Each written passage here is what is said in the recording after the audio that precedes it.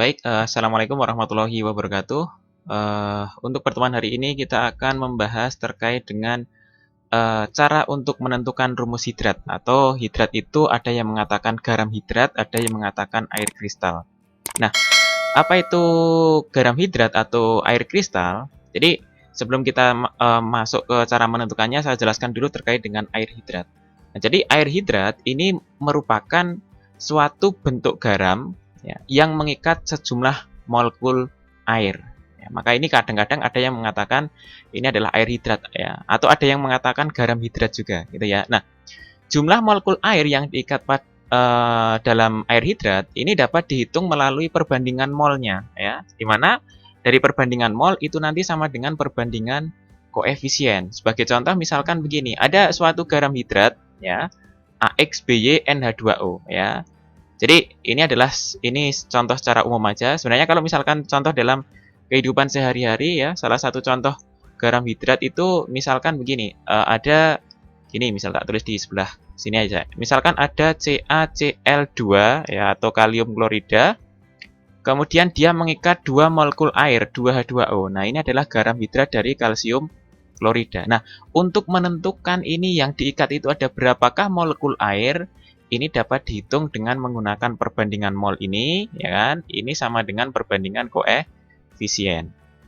Sebagai contoh ya, dalam reaksi di bawah ini ada AXBY dan NH2O menghasilkan AXBY plus NH2O, maka ini nanti kalau misalkan kita buat suatu perbandingan molnya, ya, kita buat perbandingan molnya, maka nanti mol dari AXBY, ya kan, dibanding dengan molnya dari H2O, itu nanti akan sesuai dengan perbandingan koefisien kan. Nah, ini koefisiennya AXBY kan nggak ada angkanya. Kalau nggak ada angkanya kan diibaratkan sebagai 1, kemudian N-nya. Nah, N-nya itu adalah berupa bilangan bulat ini nanti ya. Tidak boleh bilangan desimal atau pecahan. Nah, ini nanti N itu adalah bilangan bulat. Nah, artinya ini bilangan bulat gitu ya. Artinya apa? Artinya di sini N itu tidak boleh 1,5, itu nggak boleh. Jadi harus dalam bentuk bilangan bulat. Kayak di sini tadi contohnya adalah CaCl2 2H2O. Nah, ini kan duanya itu kan adalah berupa bilangan bulat.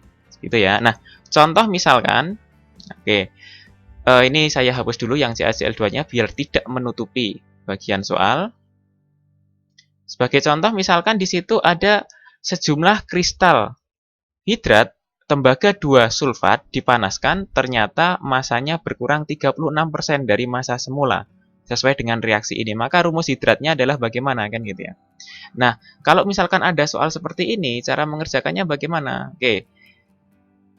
Untuk kasus soal yang ini, kan di situ kan sudah diketahui reaksinya adalah CuSO4, kemudian NH2O. Ini ketika dipanaskan, nah, kalau dipanaskan itu kan airnya menguap, berarti kan dia terpisah dari CuSO4-nya. Berarti nanti CuSO4 sendiri, kemudian H2O-nya terpisah, jadi NH2O ini nanti. Nah, ternyata ini dikatakan masanya berkurang 36%, berarti yang 36% ini masanya siapa? Otomatis ini adalah masanya air. Ya, kenapa kok masanya air? Karena ketika ini dipanaskan, ya biasanya dipanaskan itu simbol segitiga di bawah panah ya. Ketika dipanaskan kan airnya ini akan menguap sehingga dia akan mengurangi dari massa semula. Kalau misalkan mula-mula itu massanya adalah 100%, jadi misalkan CuSO4NH2O-nya ini adalah 100%, berarti di sini yang 36 yang hilang atau yang berkurang itu adalah massanya air. Kemudian yang CuSO4-nya otomatis sisanya. Kalau 100% hilang 36 berarti masih sisa 64%, kan gitu ya. Nah, ingat, kalau misalkan ini dalam 100 gram, ya, kalau misalkan dia itu dalam 100 gram, berarti 64%-nya 100 gram itu berapa? Nah, berarti kan ini setara dengan 64 gram, yang ini setara dengan 36 gram, gitu ya. Nah, kita cari perbandingan molnya. Ingat untuk menghitung mol, ya, konsep mol kemarin kalau ada massa, berarti nanti massa dibagi dengan MR. Nah, berarti ini nanti dibagi aja dengan masing-masing MR-nya untuk menentukan perbandingan molnya.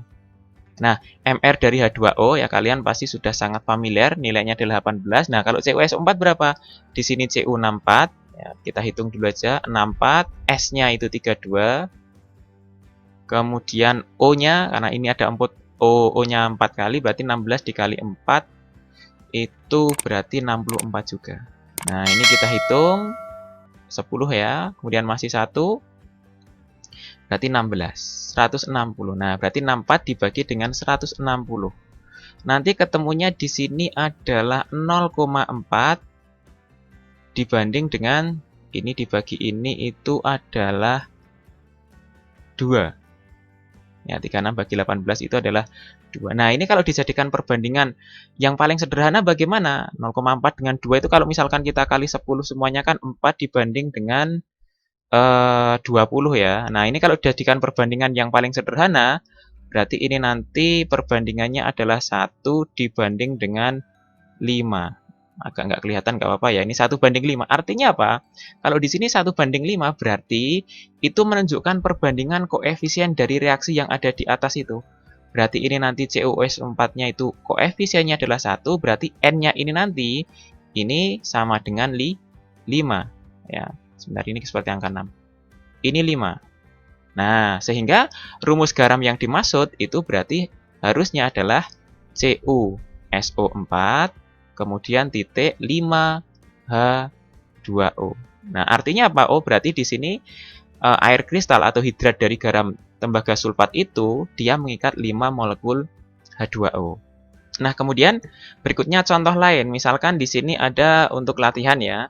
Pada pemanasan 38 gram kristal MgSO4X H2O tersisa 20 gram MgSO4 anhidratnya. Jadi di sini ketika yang dipanaskan itu adalah kristal MgSO4X H2O masih tersisa 20 gram MgSO4 anhidrat.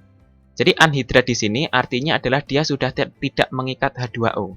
Kalau hidrat tadi kan dia mengikat H2O, kalau anhidrat berarti tidak mengikat H2O lagi. Artinya lepas. Artinya di sini yang 20 gram itu hanya tinggal masanya MgSO4. Nah, sisanya kemana? Sisanya adalah H2O yang menguap. Nah, untuk memudahkan perhitungan berapakah nilai X pada garam kristal tersebut, itu kita tuliskan dulu aja reaksinya. Di situ reaksinya antara MgSO4 X H2O ini terurai menjadi MgSO4 dan H2O-nya terlepas ditambah dengan XH2O. Oke, kita buat gitu saja.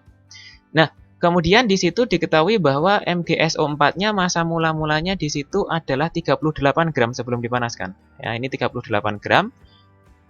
Nah, setelah dipanaskan itu masih tersisa 20 gram. Berarti yang 20 gram itu miliknya MgSO4 anhidrat ini tadi. Ya. Nah, yang sisanya kalau 38 masih tersisa 20 kan artinya ada 18 gram yang hilang. Berarti 18 gram itu sebenarnya adalah miliknya H2O. Nah, sehingga dari sini kita bisa menghitung perbandingan molnya. Ingat untuk menghitung mol, ya, menghitung mol ketika diketahui masanya, berarti mol tadi apa? Massa dibagi dengan mR. Nah, kita hitung aja perbandingan molnya, berarti ini nanti 20 dibagi mR MgSO4, di situ diketahui 120 dibanding dengan 18 per mR-nya H2O, di soal diketahui 18. Berarti ini 2/20, sama-sama dibagi 20, berarti 1/6. Dibanding dengan 1. Atau kalau ini dikalikan 6 semuanya, berarti kan ini perbandingannya adalah 1 dibanding dengan 6, kan gitu. Nah, sehingga perbandingan mol 1/6 itu menyatakan juga perbandingan koefisien. Berarti di sini MgSO4-nya 1, X-nya ini sama dengan 6 nanti ya. Sehingga X di sini kan otomatis juga mengikuti 6. Berarti garam kristal yang dimaksud itu adalah MgSO4 kemudian 6H2O. Nah, gini ya. Ini adalah cara untuk menentukan air kristal atau garam hidrat. Baik, untuk pertemuan hari ini kita bahas terkait itu dulu saja. Silahkan nanti disimak dan dipelajari lagi. Kalau nanti ada yang masih mau ditanyakan, silahkan dituliskan di kolom komentar. Baik, untuk pertemuan hari ini saya cukupkan sampai di sini. Saya akhiri. Assalamualaikum warahmatullahi wabarakatuh.